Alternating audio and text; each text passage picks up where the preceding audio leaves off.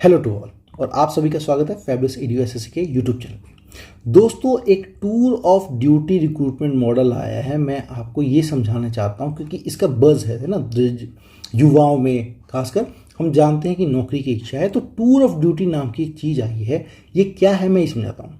आप हमारा जो डिपार्टमेंट ऑफ मिलिट्री अफेयर्स है, उन्होंने एक नया प्रपोजल, बिल्कुल नया प्रपोजल फाइनलाइज किया है कि फ्यूचर में, भविष्य में, अच्छा प्रपोजल है ये, एक्सेप्ट अभी नहीं हुआ है, ठीक है।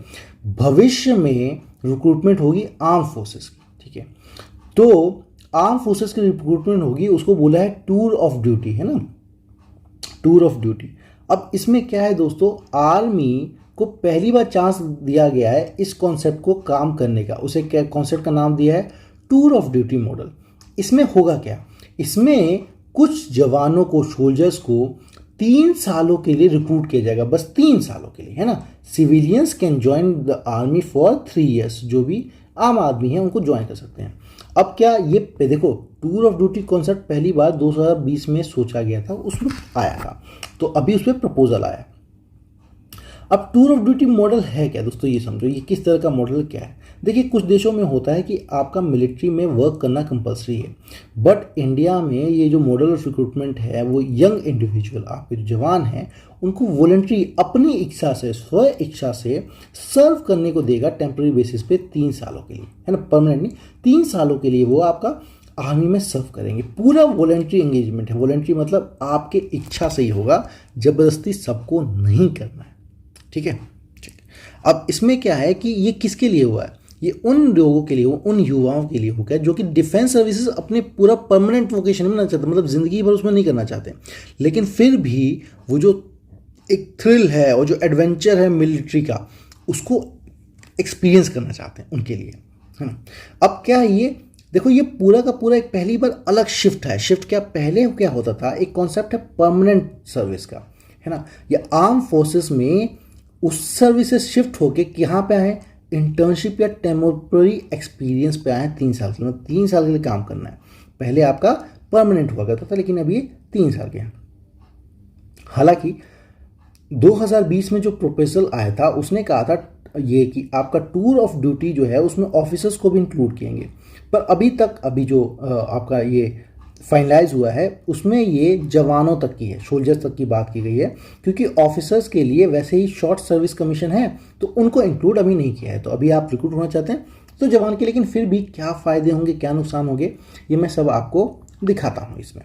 देखिए, सरकार के लिए इससे क्या फ़ायदा होगा, पहले ये समझते हैं। टूर ऑफ ड्यूटी स्कीम, उसके बेनिफिट्स क्या होंगे सरकार के लिए, पहले ये समझते हैं। देखिए, हमारी गवर्नमेंट पे क्या है कि बहुत ही ज़्यादा इमेंस फाइन, मतलब वो है, क्योंकि देखिए हमारा बजट जो है ना बहुत ज़्यादा है, डिफेंस बजट। और डिफेंस बजट का अगर आप जाने तो 40 to 60% जो पार्ट होता है दोस्तों, वो आपकी सैलरी पे चली जाती है, ठीक है।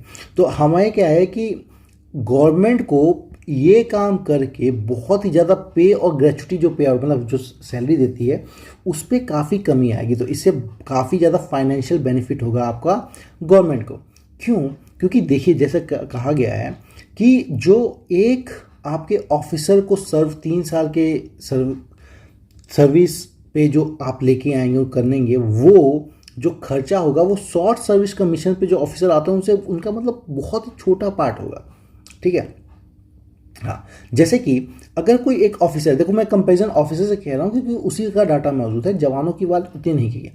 जैसे ऑफिसर का समझो, जो एक ऑफिसर 10 से 14 साल काम करके जाता है, इसका मतलब उस पर पूरा खर्चा 5 से 7 करोड़, 6.8 करोड़ का हुआ है, जिसके अंदर क्या क्या होता है, देखो, उसकी ट्रेनिंग का खर्चा होता है, उसके पे सैलरी का खर्चा होता है, अलाउंसेस मिलती हैं, ग्रेचुटी होता है दोस्तों, कि आप कहीं पर भी 5 साल से ज़्यादा काम करो तो वहाँ काम करने के कारण आपके पैसे बनते हैं, जो कि आप जाते हो उसे छोड़ के तो मिलते हैं, है ना। मिनिमम 5 साल होता है उसमें। फिर लीव इनकैशमेंट, अगर आपने छुट्टी नहीं ली है तो उनको इनकैश में रुपये मिल सकते हो।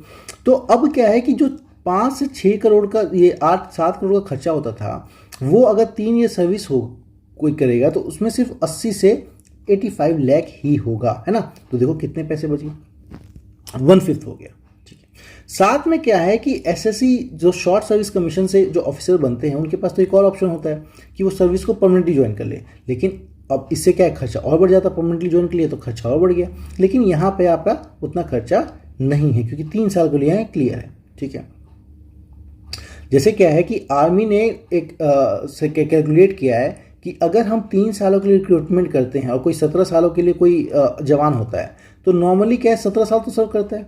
तो अगर क्या है कि एक उसकी पूरी ज़िंदगी में, मतलब एक जो 17 साल की सर्विस की, एक 3 साल की सर्विस की, तो 3 साल की सर्विस जो कर रहा है, मतलब पूरा का पूरा लाइफ सेविंग जो होगी 11.5 करोड़ की होगी एक पर्सन पे, ठीक है।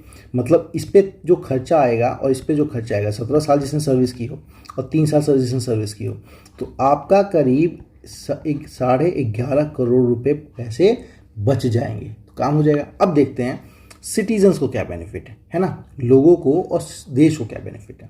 देखो साथ में क्या है, ये तो हमारी जो युवा पीढ़ी की जो एनर्जी है वो उसका पॉजिटिव यूटिलाइज, सही दिशा में यूटिलाइज होगा कि जो वो कर सके। नहीं तो मतलब अगर आपके पास वर्क नहीं है तो गलत दिशा में भी जा सकते हैं, तो उनका पॉजिटिव एकदम सही दिशा में कदम लिया जाएगा ताकि उनकी जो पोटेंशियल है, उनके अंदर की चाहत है वो पूरी कर सके। साथ में क्या है, एक तो जब मिलिट्री ट्रेनिंग होगी 3 साल की और फिर उसके बाद जो हैबिट्स उनके अंदर आएंगे, तो इससे एक हेल्दी सिटीजन बनेंगे, है ना, जो दुनिया की मतलब जो एक अच्छा सिटीजन बनेगा, एक हेल्दी, मतलब अपने सेहत की ध्यान रखेगा।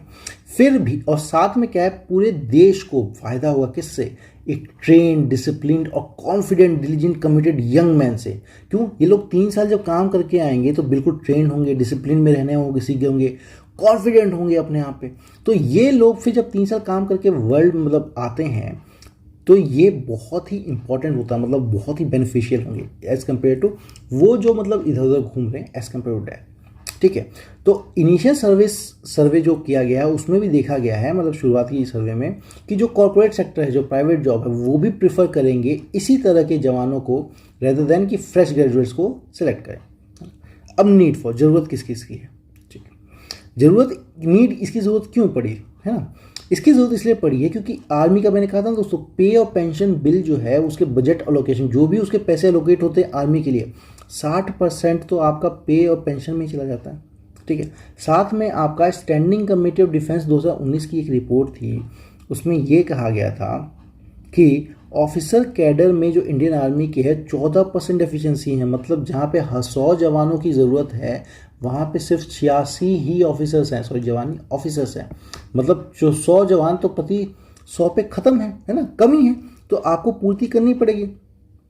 साथ में ये कहते हैं, है ना, जो भी इस स्कीम का सपोर्ट करते हैं वो ये कहते हैं इससे राष्ट्रवाद की भावना जन्मेगी, है ना, पेट्रोटिज्म, देश के लिए सोचा जाएगा, ठीक है। साथ में क्या है, अनएम्प्लॉयमेंट इस देश में, मतलब बेरोजगारी भी एक सच्चाई है, तो उस पर भी काबू किया जाएगा। तो दोस्तों ये थी हमारी टूर ऑफ ड्यूटी स्कीम, जो कि बहुत फेमस है। उम्मीद करता हूँ आपको ये वीडियो पसंद आएगा। प्लीज़ चैनल को लाइक कीजिए, शेयर कीजिए, सब्सक्राइब कीजिए और अपने दोस्तों तक पहुँचाइए।